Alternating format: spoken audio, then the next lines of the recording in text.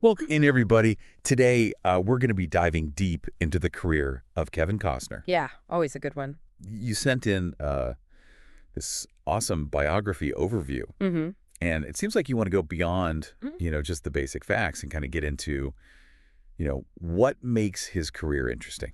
Right. What choices led him to where he is today?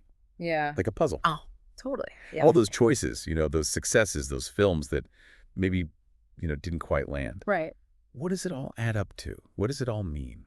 It's funny because I think we see a lot of these Hollywood icons and we just assume, oh, it's just a straight shot to the top. Yeah. And Costner's story is a great example of how that is not the case at all, Well, especially in that industry, right. how unpredictable it can be. Yeah, the bio even mentions that, in high school, Costner wasn't, this confident guy that we see on screen. Oh, interesting. Yeah, he was actually really insecure about his height, Oh, wow. which is kind of humbling, right?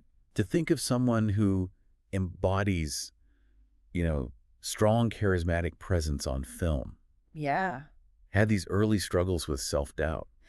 Yeah, it just reminds us that those insecurities are universal, Right. but it's really what we do with them. Yeah. You know, how we turn those into something positive. Right. And in Costner's case, it seems like that self-awareness, really fueled his drive. Well, this is where it gets even more interesting. Okay.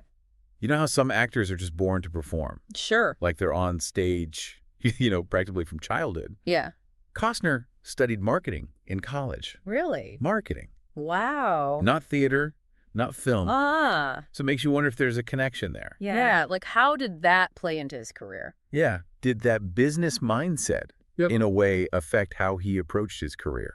That's a really interesting thought. Yeah. Maybe that marketing background gave him a different perspective on the industry. Yeah. Like understanding how to position himself, how to, create a brand. Yeah.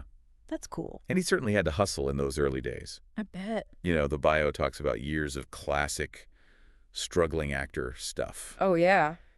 Carpentry, working as a studio gopher, Right. just trying to make ends meet while chasing this dream. It's like it's the unglamorous side of Hollywood, right? Right. That reality behind the overnight success myth, Yeah. it's a good testament to his determination that he didn't give up. He even had a role in The Big Chill. Oh, wow. This film with a huge ensemble cast, but all his scenes got cut. Oh, no. Can you imagine? Oh, man, early in your career, that's gotta be. What a blow, Yeah, a huge blow. especially early on. Yeah. But, they say sometimes it's just about being in the right place at the right time. Mhm. Because the director of The Big Chill, Okay. Lawrence Kazan, Okay. obviously saw something in Costner Yeah. because he later cast him in Silverado, Right. which really did help launch his career. And talk about a genre shift, Yeah, totally. going from a contemporary drama like The Big Chill Right. to a Western like Silverado. Wow. It shows a real willingness to take a risk, Yeah, to step outside of what people might have expected. absolutely. And Silverado was a hit, Yeah, it was. which proved that, Costner could handle action, adventure, Yep. that classic cowboy persona, Mm-hmm. really put him on the map. It did. And then came this incredible string of successes. Wow. No Way Out, where he plays this naval officer Okay. caught in this web of lies and espionage. Oh. A thriller, Yeah. which is interesting because up to that point, he was mostly known for these, heroic good guy roles. Right, right. So No Way Out allowed him to kind of explore this darker, more morally ambiguous character. Yeah. Interesting. And showed his range. Yeah. His ability to really hold the audience's attention, even when his character wasn't entirely sympathetic. Yeah, that's a real talent. Then he was Elliot Ness in The Untouchables, Oh, yeah. bringing down Al Capone Classic. with that unwavering determination. Mm-hmm. So that really cemented his status as a leading man Right. who could embody these larger-than-life heroes. Yeah, and it's interesting to think about the director Brian De Palma, Yeah. who's known for these really stylized, visually stunning films. Right. And Costner had to hold his own in a film that was as much about, the atmosphere, Right. the action, Right. as it was about character development. So Right. And then Bull Durham, total change of pace. total change of pace. Right.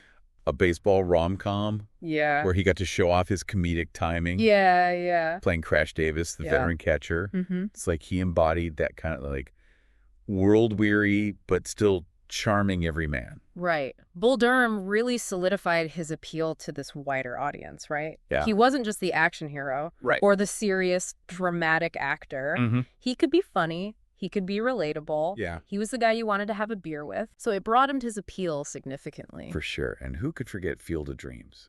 Oh, such a good one. It's that movie that just gets you right in the feels. It does. About a farmer who builds a baseball field in his cornfield. Right. Because he hears this voice saying, if you build it, he will come. Right. It tapped into this like universal longing for connection, for second chances, for something magical in this ordinary world. Right. And Costner's performance was perfect. Yeah. It captured that blend of hope and determination and vulnerability. Yeah, he was great in that. It's amazing to think that all these films came out within such a short period of time. Yeah. But it's really Dances with Wolves that stands out as this major turning point. He wasn't just the star. Right. He directed it. Oh, wow. He poured his heart and soul into it. Yeah. He even learned Lakota to accurately portray the Sioux tribe. Really? Yeah. Wow.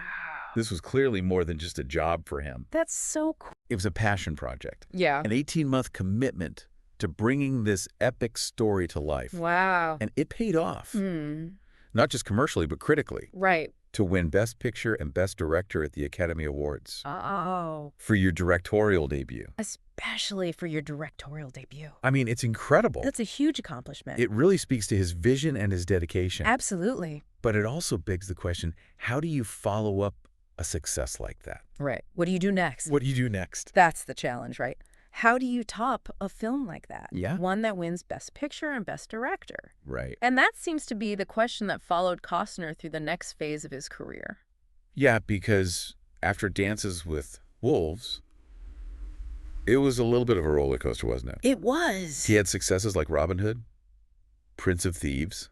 Yeah. Which, maybe didn't win over all the critics. Right. But it was a huge box office hit. It was. And then there was The Bodyguard with Whitney Houston. Oh, come on. I mean, who didn't love that movie? I know. And that soundtrack. Oh, my gosh. Forget about it. Yeah. Those films showed that Costner still had that star power. Yeah. That ability to draw audiences in no matter what the genre. Right. But then came Waterworld, Yeah. which had a notoriously troubled production, went way over budget, faced a lot of on-set challenges. Right. And while it did eventually make its money back, Yeah. it wasn't the smash hit that everyone expected. Right. And then The Postman a few years later. Yeah. Another big, ambitious post-apocalyptic film. Right. That just didn't connect with audiences in the same way. Yeah, it makes you wonder if Costner was trying to recapture the Dances with Wolves magic. Yeah. That epic scope. Right. But maybe the timing wasn't right. Yeah. Or maybe the stories themselves just didn't resonate as deeply. Yeah, it's interesting to think about the context of those films. Right.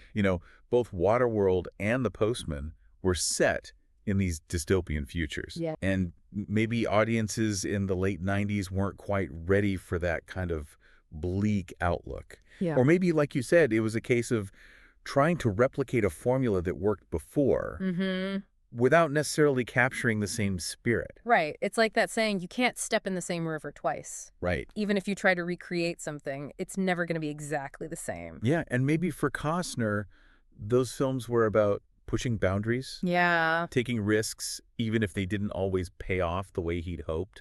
It's interesting, too, because Costner has always been someone who stands up for his artistic vision. Yeah. The bio mentions he had a public dispute with Universal Right. over the final cut of For the Love of the Game. Yeah. And it seems like he's not afraid to fight for what he believes in, Yeah. even if it means clashing with the studio. It takes a certain level of, conviction, Yeah, confidence to go up against a major studio like that. it does. And maybe that comes from those early years of struggle, of having to fight for every opportunity. Yeah. And he learned to trust his instincts, Yeah. even when others might have doubted him. And that leads us to a fascinating shift in his career, Okay.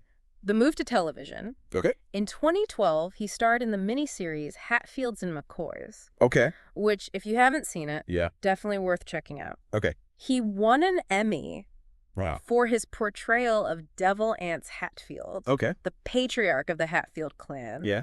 And it really proved that he could command the small screen Yeah. just as effectively as he had the big screen. It's almost like he came full circle back to those Westerns Yeah. that launched his career. Yeah. And It's no coincidence that his biggest success in recent years is Yellowstone, this Hmm. modern-day Western saga Right. where he plays, the patriarch of this powerful ranching family.